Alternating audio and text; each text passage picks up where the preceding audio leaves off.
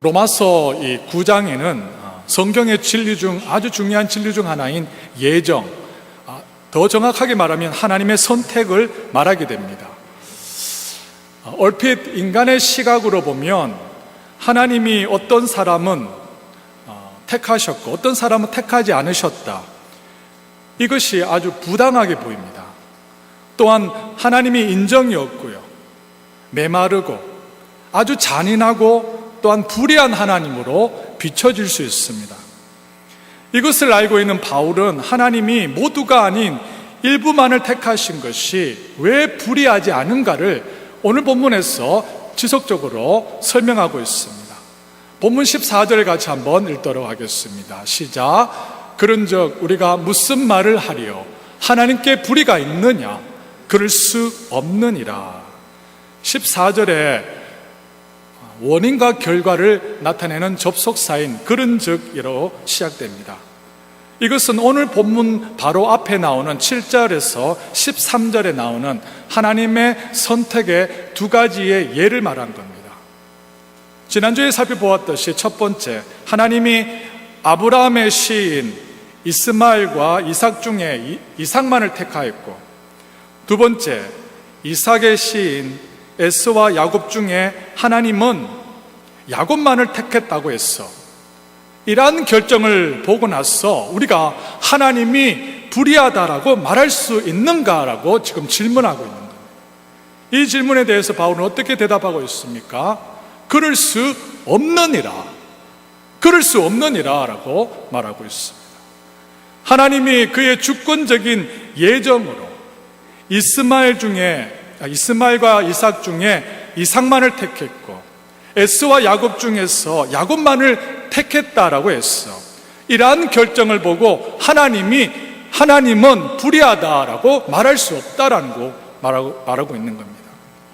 바울은 이렇게 모두가 아닌 일부만 택하시는 하나님의 결정이 불의하지 않는 이유를 더 자세히 설명하기 위해서 오늘 본문에서 출애굽기에 나오는 두 명의 사람, 모세와 바로 왕을 예로 듭니다. 먼저 모세를 예를 들게 됩니다. 본문 15절과 16절 두 절을 같이 한번 읽겠습니다. 시작. 모세에게 이르시되 내가 긍휼히 여길 자를 긍휼히 여기고 불쌍히 여길 자를 불쌍히 여기리라 하셨으니, 그런즉 원하는 자로 말미암도 아니요 다른 박질을 하는 자로 말미암도 아니요 오직 긍휼히 여기시는 하나님으로 말미암음이니라. 15절과 16절의 중심 논지는 하나님께서는 그가 택한 자에게만 긍휼을 베푸신다는 겁니다.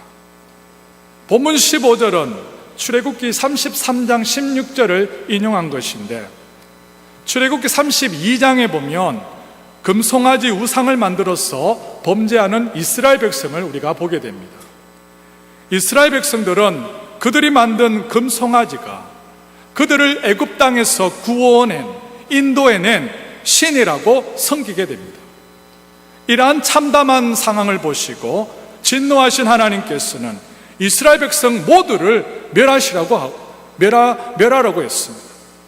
그러나 이때 모세가 이스라엘 민족이 비록 하나님을 버렸더라도 계속해서 그들 가운데 함께해 주시기를 간절히 간구하게 됩니다. 출애굽기 33장 11절에 보면 모세가 이르되 원하건대 주의 영광을 내게 보이소서라고 말합니다. 이 기도는 제발 하나님, 당신이 누구시며 왜 하나님이신지를 저에게 보여주소서라고 간절히 간구한 것입니다. 이에 대해서 하나님께서 대답하십니다. 출애굽기 33장 19절 같이 한번 읽어보겠습니다. 시작. 여호와께서 이르시되 내가 내 모든 선한 것을 내 앞으로 지나가게 하고 여호와의 이름을 내 앞에 선포하리라. 나는 은혜 베풀 자에게 은혜를 베풀고 긍휼히 여길 자에게 긍휼을 베푸느니라 라고 되어 있습니다. 여러분, 여기서 우리는 하나님의 아주 중요한 성품을 발견하게 됩니다.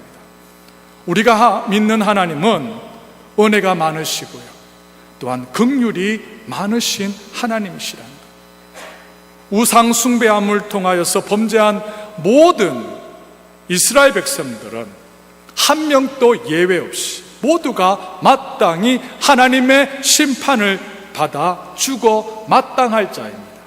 하지만 하나님은 그들을 다 멸하지 아니하시고 그들에게 긍휼을 베푸셨습니다. 여러분,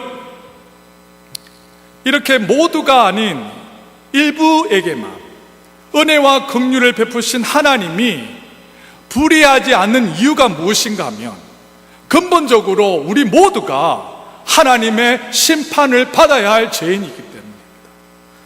하나님이 아닌 자기 스스로를 만든 금송아지 우상이 그들이 애굽 땅에서 인도하여낸 시내라고 섬기는 크나큰 죄악을 범한 이스라엘 백성들은 모두가 마땅히 멸망받을 자입니다. 이와 같이 저와 여러분들이 또한 이 땅에 있는 모든 인간은 아담의 후손으로서 아담의 타락한 본성과 죄성을 물려받았고 또한 우리가 실제적으로 죄를 범하고 있기 때문에 이로 통하여서 하나님의 심판을 받을 수밖에 없는 자입니다. 다시 말해서 근원적으로 모든 인간은 다 버려져야 합니다. 그러므로 자기의 죄로 인하여서 심판을 받을 모든 자들 중에서 일부만을 택하신 하나님에게는 전혀 불의함이 없다는 거예요. 죄인인 인간에게 혹시 하나님이 그의 긍휼과 자비를 베푸시지 않아도, 그래서 모두가 심판을 받아도, 그들이 멸망을 당할지라도 우리 하나님은 여전히 죄에 대하여 심판하시는 공의로운 하나님으로만 남아 계십니다. 우리 하나님에게는 절대로 불의함이 없다는 겁니다. 그러므로 모두가 자기 자신의 죄로 인하여서 심판당할 자인데, 심판받아 멸망당할 중에서 일부만을 택하신 하나님의 결정은 하나님의 불의가 드러나는 것이 아니라 그것과 정반대로 하나님의 긍휼과 자비와 사랑과 하나님의 은혜가 드러나는 것입니다. 여러분 믿으십니까?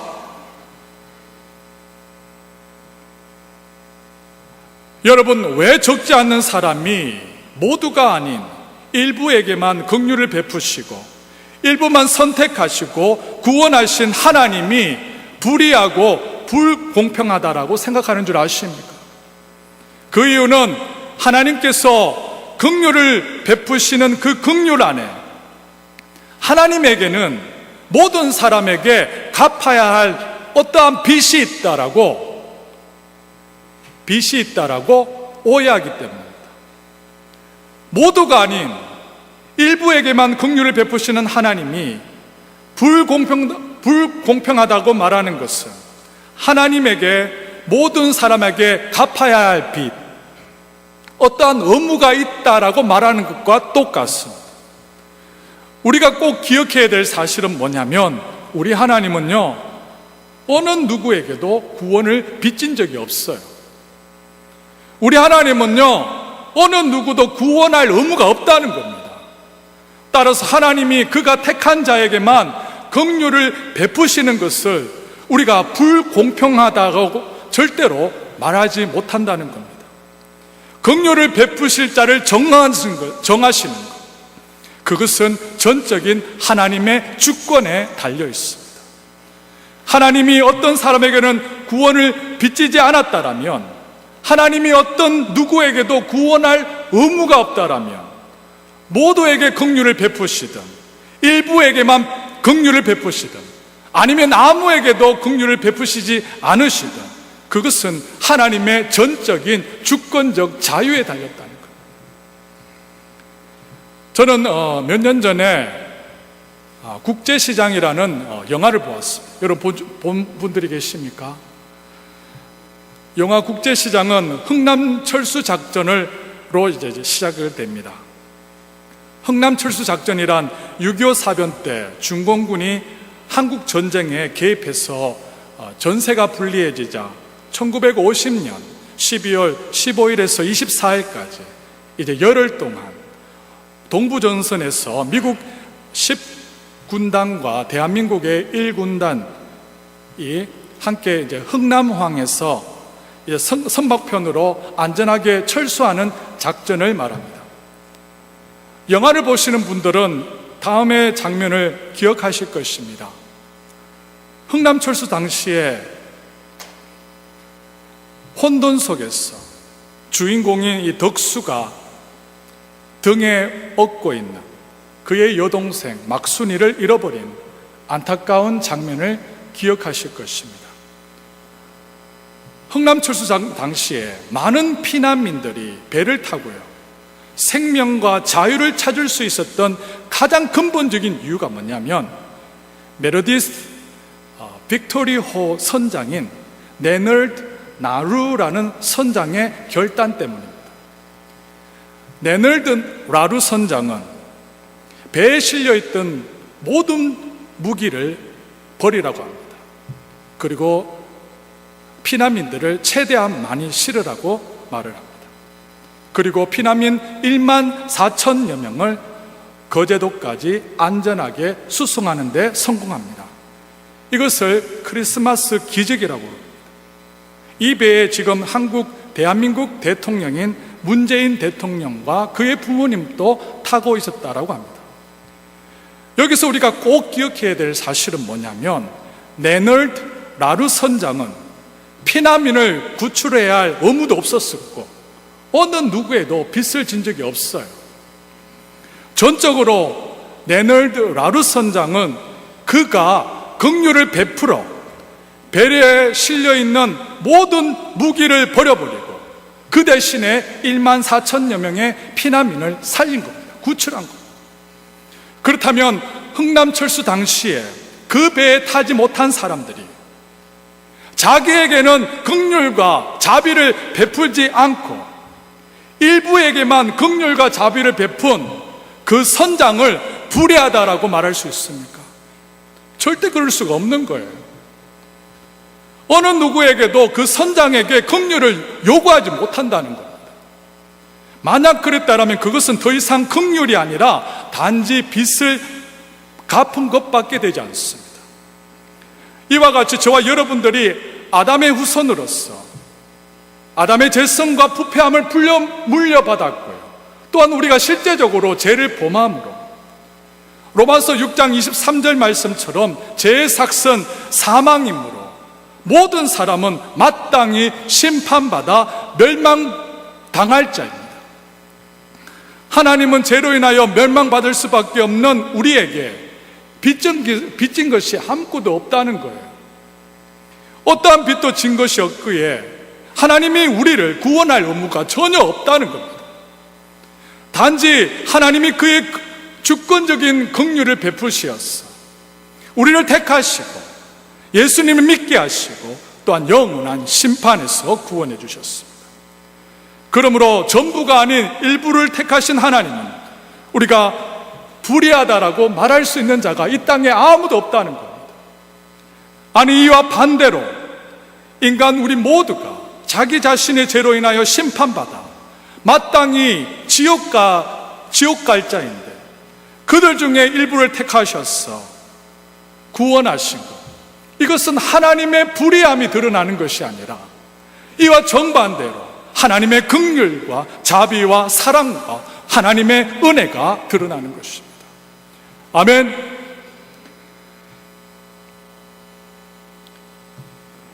여러분, 저와 여러분들이 받은 구원은 우리의 공로와 행함이 전혀 포함되어 있지 않은 주권적인 긍휼하심을 베푸신 하나님께 달려있다는 것을 여러분 꼭 기억해야 됩니다. 그래서 본문 16절에 뭐라고 말씀하고 있습니까? 다 같이 한번 읽어보겠습니다. 시작. 그런즉 원하는 자로 말미암도 아니요 다른 박지를 하는 자로 말미암도 아니요 오직 긍휼히 여기시는 하나님으로 말미암음이니라. 아멘. 우리가 받은 구원은 오직 긍휼과 자비를 베푸신 하나님으로 말미암는 그의 선물이라는 거예요. 우리의 구원은 원하는 자로 말미암음도 아니요 다른 박지를 하는 자로 말미암음도 아니라고 분명하게 말씀하고 있습니다. 다시 말해서 우리의 구원은요, 우리의 인간의 힘과 공로와 노력에 달려있지 않았다는 겁니다. 전적으로 인간의 구원은 하나님의 긍휼하심에 달려있습니다. 저와 여러분들이 하나님의 긍휼하심으로 그의 택하심을 받았기 때문에 그 결과로 우리가 예수님을 믿는 믿음을 가질 수가 있었습니다. 그래서 에베소서 2장 8절에 뭐라고 했습니까? 너희는 그 은혜에 의하여 믿음으로 말미암아 구원을 받았으니 라고 되어 있습니다. 하나님의 은혜로 인하여서 저와 여러분이 믿음을 가졌고 구원을 받았기 때문에 여러분이 가진 믿음조차도 하나님이 택하신 조건이 될 수가 없다는 겁니다. 예수를 믿는 믿음을 우리에게 주신 그 믿음 그조차도 하나님이 우리를 택하심으로 오는 그의 전적인 은혜라는 것입니다. 그러므로 어느 누구도 내가 원해서 구원을 받았다거나 내가 다른 박질을 잘해서 구원을 받았다거나 자기의 공로를 하나님 앞에서 자랑할 수 있는 자가 아무도 없다는 겁니다. 내가 특별히 무엇인가를 있었어. 내가 다른 사람보다 특별했어. 내가 좀 더 뛰어났어. 내가 무엇을 좀 더 헌신했어. 내가 구원을 받았다라고 말하는 자는 하나님의 구원을 복음에 잘 모르는 자라는 겁니다. 사랑하는 성도 여러분, 죄로 인하여서 심판받아 마땅히 멸망받을 수밖에 없는 저와 여러분들이 구원받을 수 있는 것은 우리의 행함과 노력과 실력이 아닌 것을 여러분 진실로 믿어주시는 은혜가 있기를 원합니다.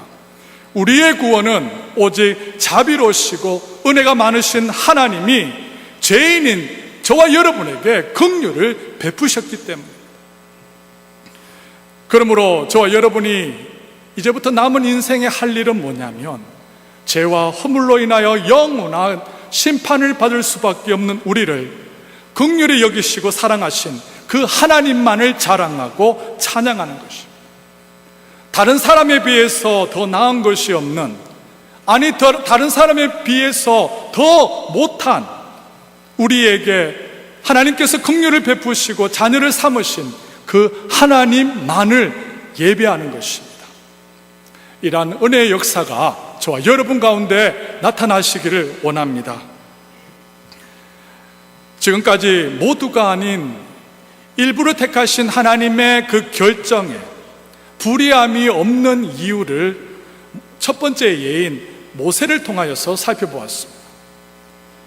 두 번째 예인 우리 이집트 왕, 애굽 왕인 바로의 왕을 살펴보기를 원합니다. 본문 17절과 18절 두 절을 같이 한번 읽겠습니다. 시작. 성경이 바로에게 이르시되 내가 이 일을 위하여 너를 세웠으니 곧 너를 말미암아 내 능력이 보여 내 이름이 온 땅에 전파되게 하려 함이라 하셨으니 그런즉 하나님께서 하시고자 하는 자를 긍휼히 여기시고 하고자 하시는 자를 완악하게 하시느니라. 이제 모두가 아닌 일부만 택하신 하나님의 그 결정에 불의함이 없는 것을 증명하기 위하여서 사도 바울이 다른 예 바로 왕을 예로 듭니다. 여러분, 바로 왕은 어떤 왕입니까? 이스라엘을 억압하여 그들을 노예 삼았던 악명 높은 이집트 왕입니다. 방금 읽었던 이 구절에서 가장 해석하기가 힘든 부분이 18절 하반절에 나옵니다. 18절 제가 다시 한번 읽어드리면 그런즉 하나님께서 하고자 하는 자를 긍휼히 여기시고 하고자 하시는 자를 완악하게 하시느니라 라고 되어 있습니다. 하고자 하는 자를, 하고자 하시는 자를 완악하게 하시느니라. 이 말의 뜻은 하나님께서 하고자 하는 자를, 즉 바로의 마음을 완악하게 하셨다는 말입니다. 이 부분이 해석하기가 쉽지 않은 부분입니다. 그러나 이 부분을 바르게 해석할 때 오늘 본문을 바르게 우리가 해석할 수 있습니다. 방금 읽었던 오늘 본문처럼 실제로 우리가 출애굽기를 읽으면 하나님이 바로 왕의 마음을 완악하게 하셨다는 표현을 여러 번 볼 수 있습니다. 한 가지 예가 출애굽기 4장 21절에 나와요. 다 같이 한번 읽어보겠습니다. 시작. 모세에게 이르시되 내가 애굽으로 돌아가다 내가 내 손에 준 이적을 바로 앞에서 다 행하라. 그러나 내가 그의 마음에 완악하게 한즉 내가 백성을 내어보지 아니하리니. 그렇다면 하나님이 바로의 마음에 완악하게 하셨다고 하는데 이 말을 우리가 어떻게 이해해야 됩니까? 어떤 사람은 이 구절을 이집트 왕이 바로 왕이 처음에는 완악하지 않았는데 원래 그 바로 왕은 착하고 선하고 좋은 사람인데 완악한 마음을 하나님께서 확 집어넣어서 바로 왕을 완악하게 만들었다라고 보는 사람이 있어요. 여러분, 이렇게 보면 절대로 성경을 바르게 보는 것이 아니죠. 우리가 계속적으로 제가 설명드린 것 같이 첫 번째 사람인 아담의 죄성과 부패함을 받은 우리 모든 인간들, 또한 이 바로 왕 또한 본래부터 타락한 사람이고요, 처음부터 완악한 사람이에요. 그러므로 하나님이 바로의 마음을 완악하게 하셨다는 이 뜻은 뭐냐면 그가 이전에 없었던 완악한 마음을 확 집어넣었다는 의미가 아니라 원래부터 가지고 있었던 바로의 완악한 상태 그대로, 그 완악한 마음 상태 그대로 그대로 내버려 두셨다는 뜻입니다. 하나님께서 바로에게 긍휼을 베푸시지 않으셨어. 이미 바로가 가졌던 완악한 마음 상태로 그냥 내버려 두셨기 때문에 그가 원래 그 악함 속에서 스스로가 원하는 대로 악하게 행한 것밖에 없다는 겁니다.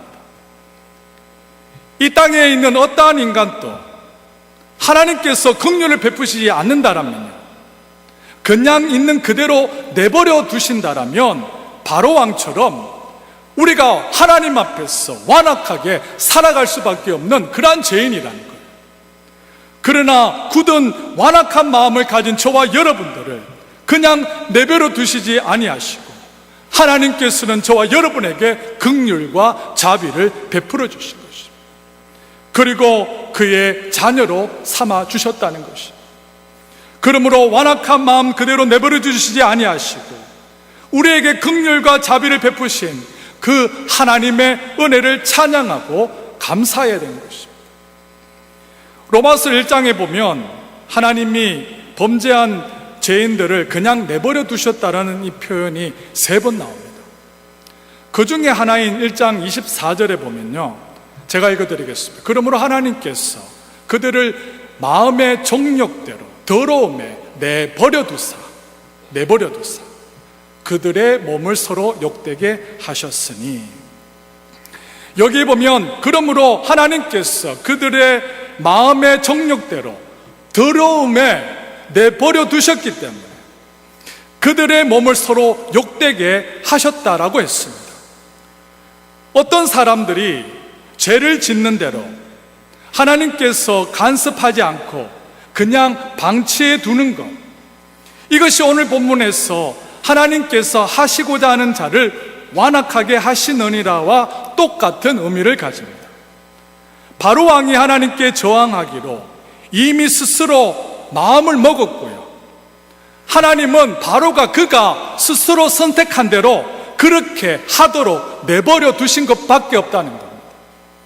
그래서 출애굽기를 읽으면 하나님께서 바로의 마음을 완악하게 하셨다는 표현과 함께 바로가 스스로의 그의 마음을 완악하게 했다는 표현도 함께 나옵니다. 출애굽기 8장 15절 같이 한번 읽어보겠습니다. 시작. 그러나 바로가 숨을 쉴 수 있게 됨을 보았을 때 그의 마음을 완강하게 하여 그들의 말을 듣지 아니하였으니 여호와께서 말씀하신 것과 같더라. 하나님께서 바로 왕이 스스로가 택한 대로 완악하게 살고 싶은 대로 그냥 그대로 내버려 두셨습니다.